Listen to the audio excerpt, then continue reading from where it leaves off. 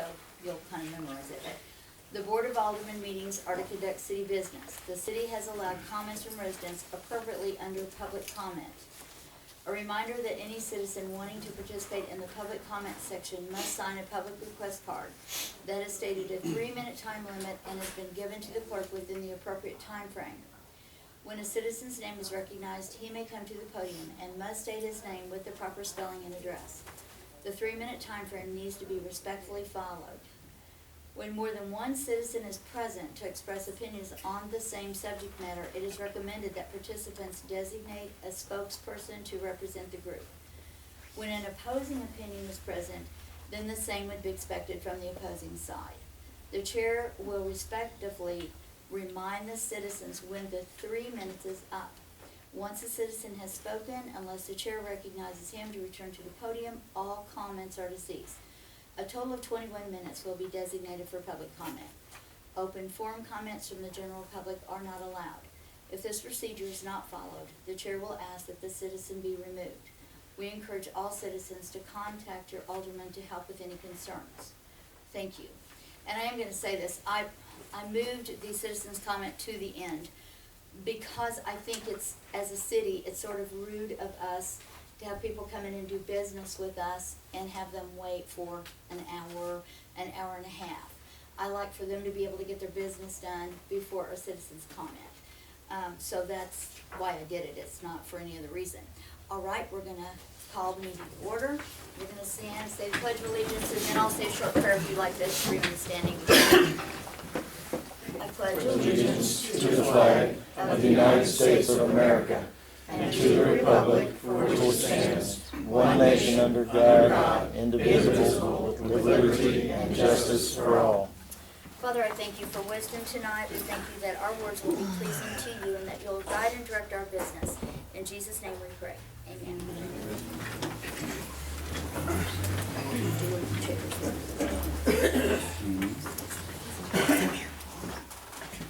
Okay, we're going to have roll call. Yes. Alderman Walton. Here. Alderman Martin. Here. Alderman Martini. Here. Alderman DC. Present. So we're going to entertain a motion to accept the amended agenda. Do I have a motion for that? We have a motion. Do we have a second? I'll second. All in favor, say aye. Aye. All opposed? The motion is carried. It is now time for committee or department reports, and we have planning and zoning first. Liminal is not here yet. Okay, we'll go on to our police department.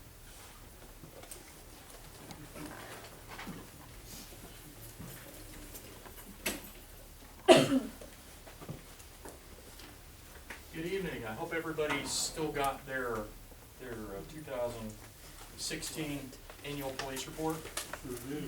So I just wanted to cover some stuff with that since we didn't get the opportunity to cover it last month at the last meeting.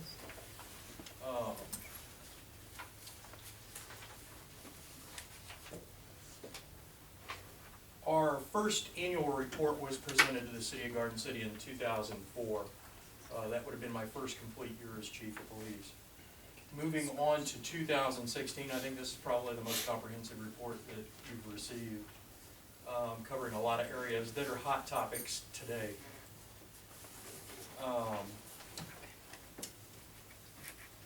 Obviously, it starts with a message from me, the department's vision and mission statements and core values. You'll find the organizational chart on page 5, and then on page 6 you'll find the budgetary information,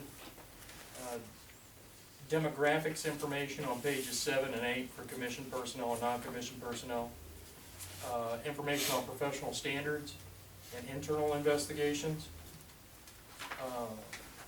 professional standards on use of force throughout the previous year, 2016, traffic enforcement statistics, calls for service statistics, Part 1 crime statistics and comparisons, along with traffic crash information. And then in 16 and 17 you'll find awards and recognitions, and then highlights from 2016, 18, page 18 through 21. One of the areas that I wanted to just briefly touch on that might create some confusion is on the budget portion of that.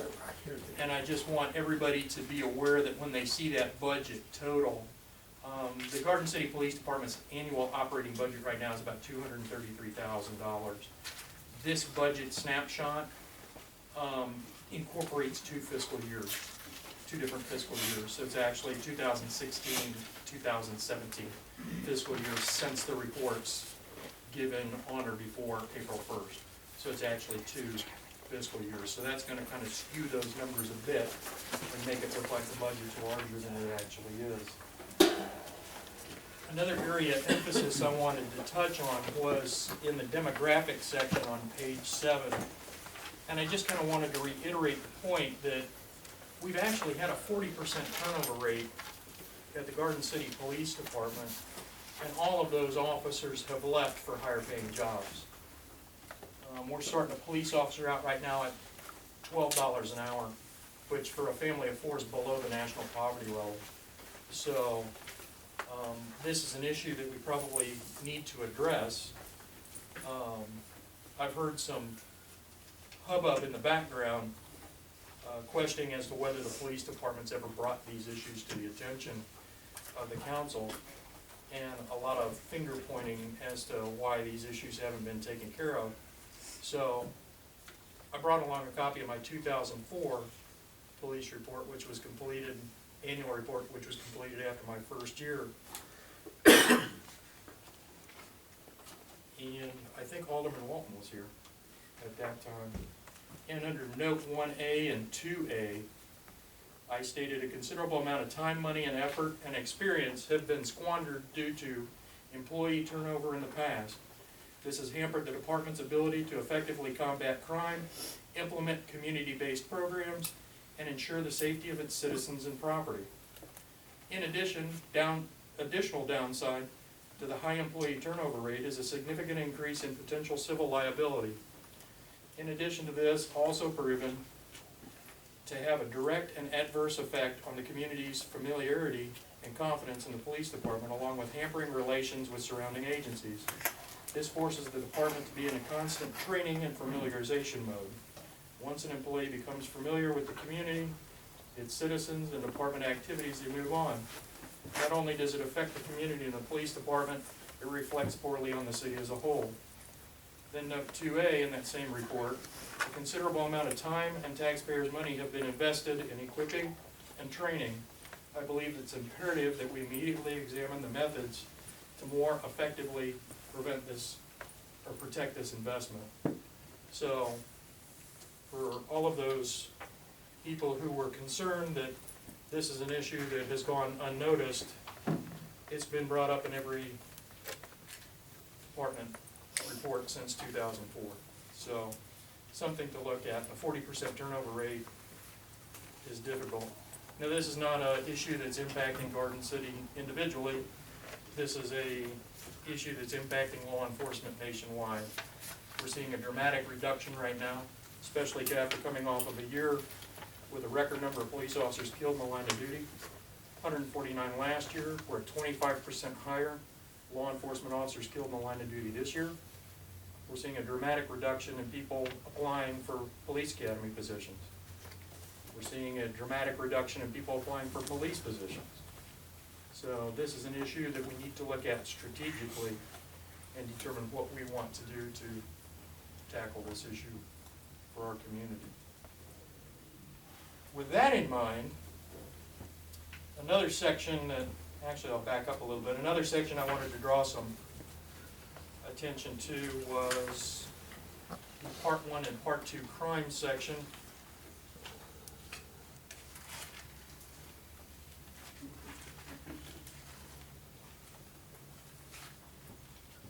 And I just wanted to have you quickly glance over.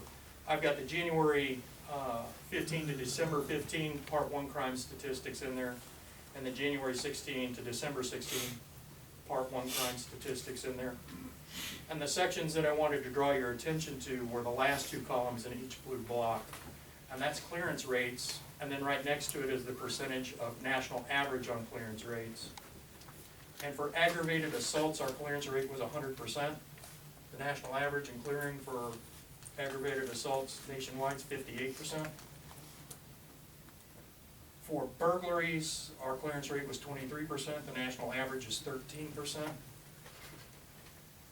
So, just given some of those statistics, I wanted to kind of clear some of the muddy waters and some of the rumors that were going on there. We have some areas to improve on, that's for sure, but I think by far your department's doing pretty well. Certainly some areas for improvement, but the department's covering pretty well. I'm pretty proud of the job our officers have been doing for the past several years. What are your questions on the 2016 annual report? It looks good. I was just wondering if you had enough books if somebody wanted one. I have a few extras, but it is posted on Facebook. It's also on the city's website. So it's available via social media and the internet. It's a very comprehensive report. Thank you. So your calls have gone up? Our calls for service fluctuate. They'll go up and down. Oh, they went down this year, or in 2016? Yes, they go up and down. We're actually on the rise already this year. But keeping in mind too, that's not all criminal calls for service. That's everything from somebody calling in for assistance to lockouts to people asking for directions to actual criminal calls. What we count as calls for service is anytime the phone rings or anytime anybody breaks the plane of the door that requests that department to do some sort of action is a calls for service for that department. This looks good. Tom, on your budget, and you talked about $12 an hour per police. Do you have a projected budget of what you'd like that might increase your budget so it can be compared to the city budget? Of where you think your department needs to be on a total payout? I don't have one in my back pocket, but that's certainly something we could sit down and develop. I'd like to see what you want, and I would like to see what the current number is, and then compare it to what we have in our general budget.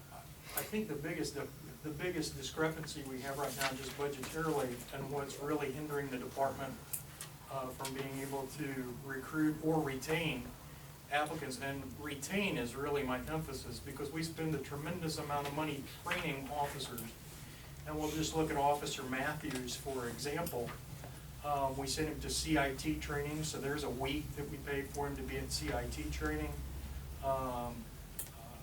Doppler traffic radar and LiDAR school, all the different trainings that we sent him to and we paid for him to go, and of course now that investment's out the door. So I think just from a strategic aspect that retention of the investment that we've made should probably be a priority. Well, I mean, is there something you put together that kind of gives us an idea in hard costs, what that is? Absolutely. And then also, I know you've said in the past that we do a lot of internal training.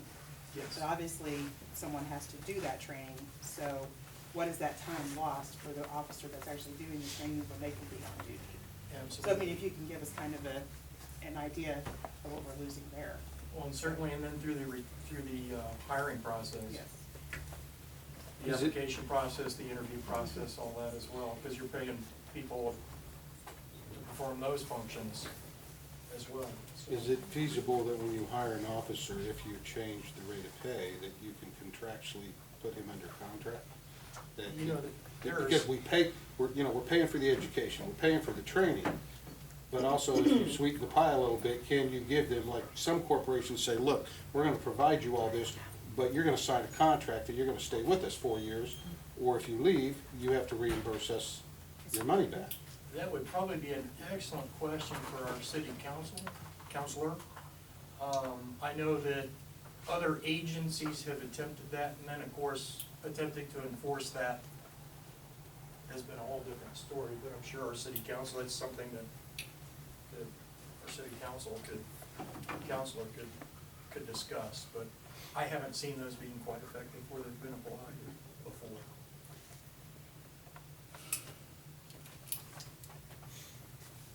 Any other questions? It's been a great year, and we're looking forward to 2017 and being a better year. So, any further questions, that concludes my briefing. Thank you very much. Thanks, you. Chief. Appreciate that. Okay, planning and zoning.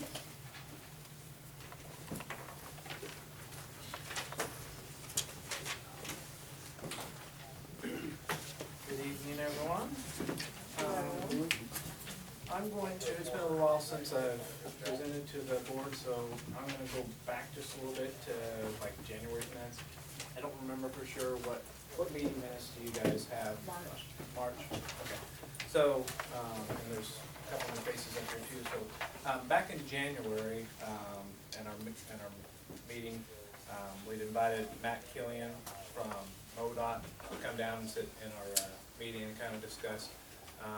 We're looking into annexation out of 7 Highway, and so we kind of presented that to him, and then we also we hadn't really met with MoDOT, so we wanted to present a health grant study that we'd done a year ago that kind of talked about sidewalk status of Garden City, and it was kind of a walkability study, and said, you know, how does the foot traffic work? So we presented that to him, so we kind of see what plan we had there.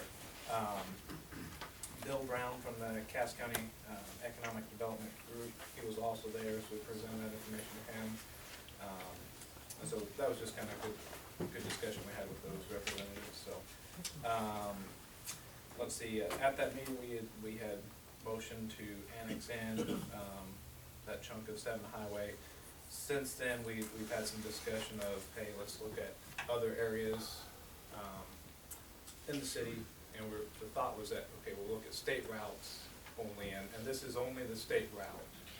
Getting those annexed in so that there can be future expansion for the city. So we're kind of trying to look at it as a big picture and say, all right, instead of doing just a little piece here or a little piece there, let's try to look 10, 20 years down the road and see all the areas that down the road we might want to expand the city limits to. So let's see here. That was really about it for January's meeting. February, we had a workshop with Mr. Mines, and he presented what some of his cost for final plat, preliminary plat, site plan detention, some of the city required documents. He hadn't moved forward with those at that point, so he kind of presented what those costs would be. So then in March, Monty Kistner, our Cass County representative, so when we're trying to get them, the representatives to come, we're trying to get all of them at once and kind of give them some look at each of them. But anyways, Monty Kistner wasn't able to make it in January. He was able to make it in March. And once again, we summarized the health grant study as far as sidewalks and those things. Let's see here. That was about it in March. Dave Larkin was on planning and zoning at that point in time, but he had moved out of the city, and so was no longer on planning and zoning, so we're short another member. So if anyone knows of a good representative for planning and zoning, get an application, fill it out. We need the citizen representatives on board, so. And then our last meeting, let's see here. We talked about the development review group. That was a group that was approved by the board last year, and the development review group is a group that's got some of the key city officials on it, so that planning and zoning can kind of present things to them that we're working on, and we can talk about city infrastructure and whether a project, whether the city has the infrastructure to allow a project. So anyways, with the development review group had met just a couple weeks ago, and we discussed the mines property and the water line that's out there, and whether that needed to be upgraded, or whether it was sufficient. So one thing that we determined is that we needed, what Mr. Mine's development was gonna require as far as water usage, so that was one thing. One thing that Mr. Mines, well, he was at our April meeting, one thing we told him that he needed to supply to us was what his water usage, need were. Also, whenever we talked to Mr. Mines, we reiterated that he needed to submit a preliminary plat, final plat, for his project, stormwater drainage study. He had applied for a DNR permit, but hadn't received that yet. And a site plan and, MoDOT approval were some of the things that he still needs to work on to move forward with his development. We'd also discussed, presenting the annexation properties in, but we're not quite, not properties, the state routes and those roads. So, if we annex in those additional routes, it's not annexing in any of the property, so it's just the route itself, and that would allow people that adjoin to that down the road if they wanted to annex in, so. And the other thing we talked about in our meeting was, goals for 2017. We're trying to break into small groups and focus groups and work on sewer, storm, streets, and water, what some of our demands are, what some of the needs are, so. Alvin and Noel they joined they're looking at sewers, Chris and Morris are looking at storm and streets, and then Lisa and I are working on water, so.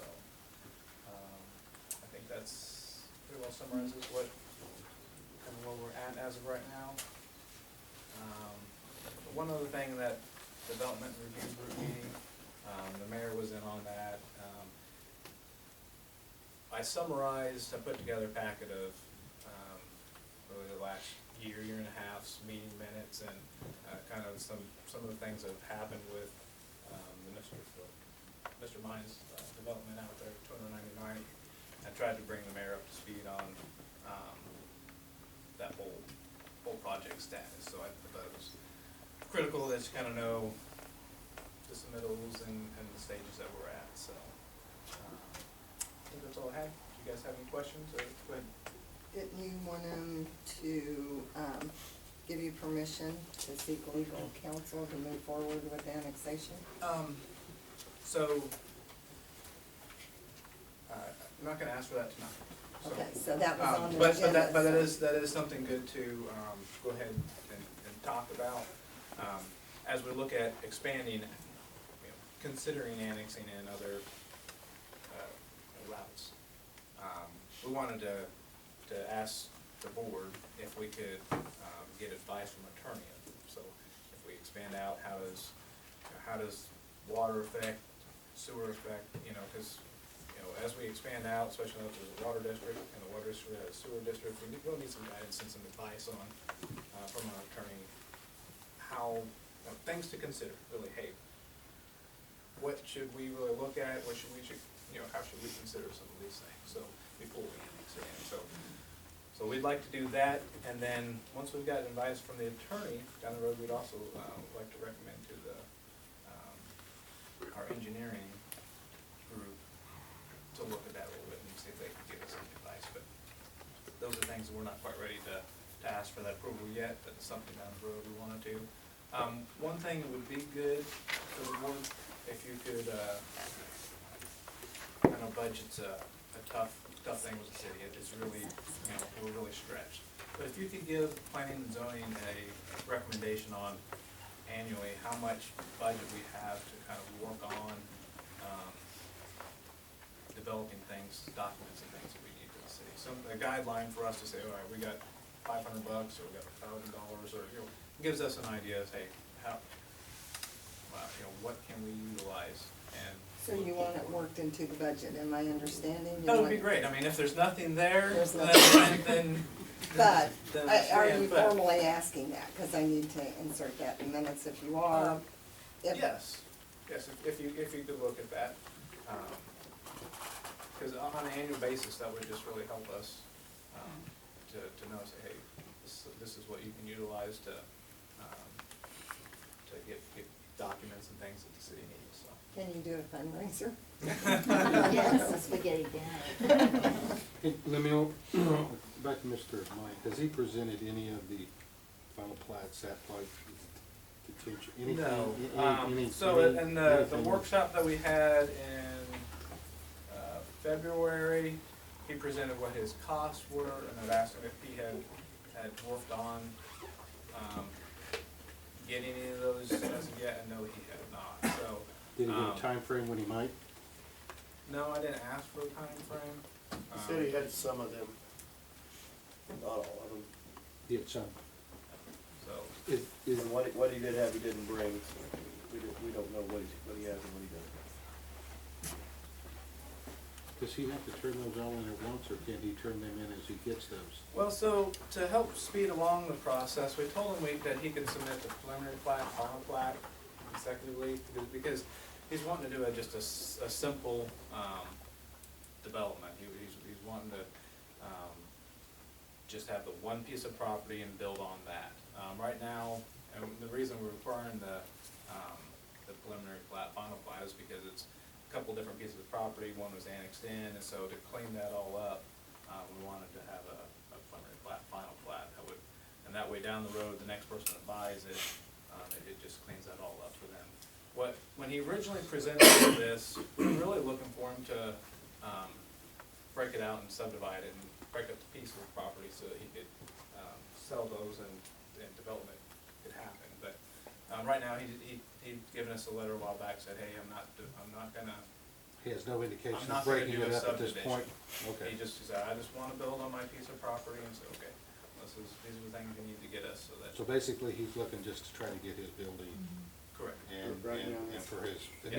immediate business. Yeah, and the things that we, some of the key factors that we as a city have to really look at is, there's a 3-inch water line that goes out there and it serves residents up north, and the city needs to decide, okay, well, what's the impact, how's this development gonna impact this water line?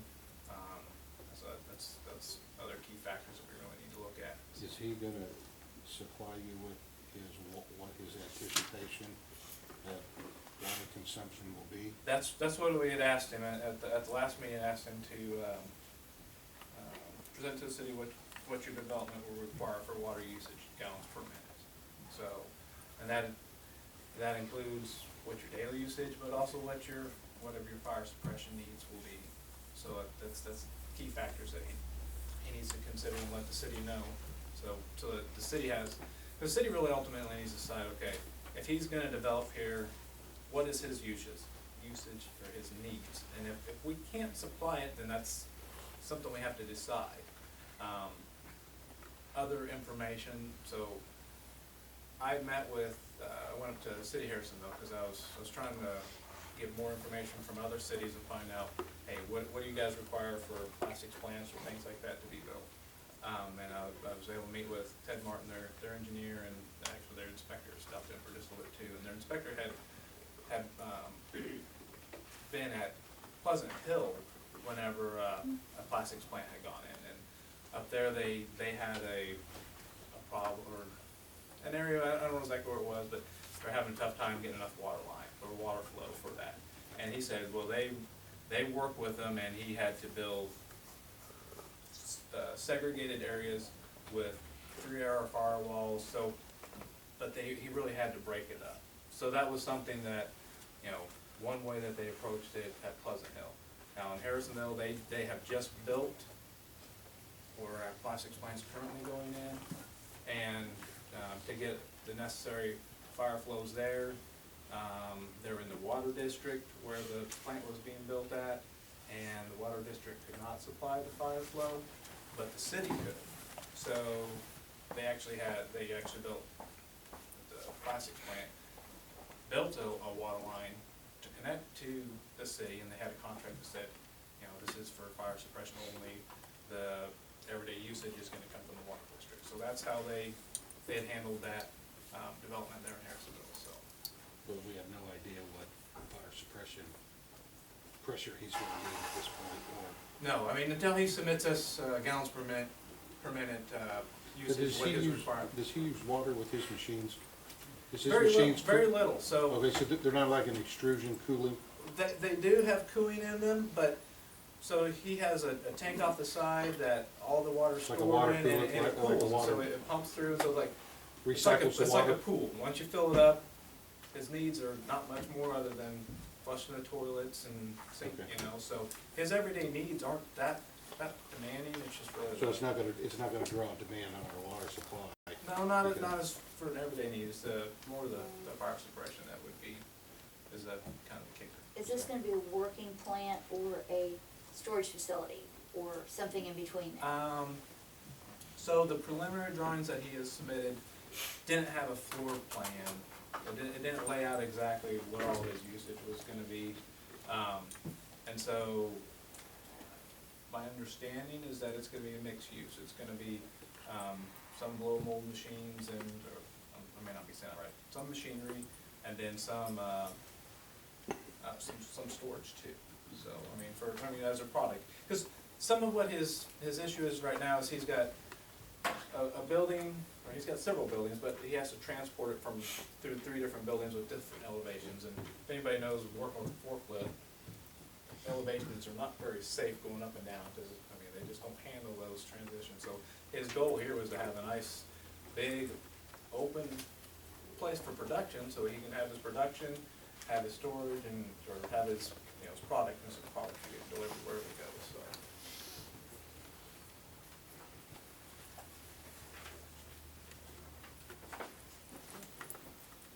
All right, that's all I had, unless you guys had any more Thank you. questions, or? Yeah. Thank you, no, that's good.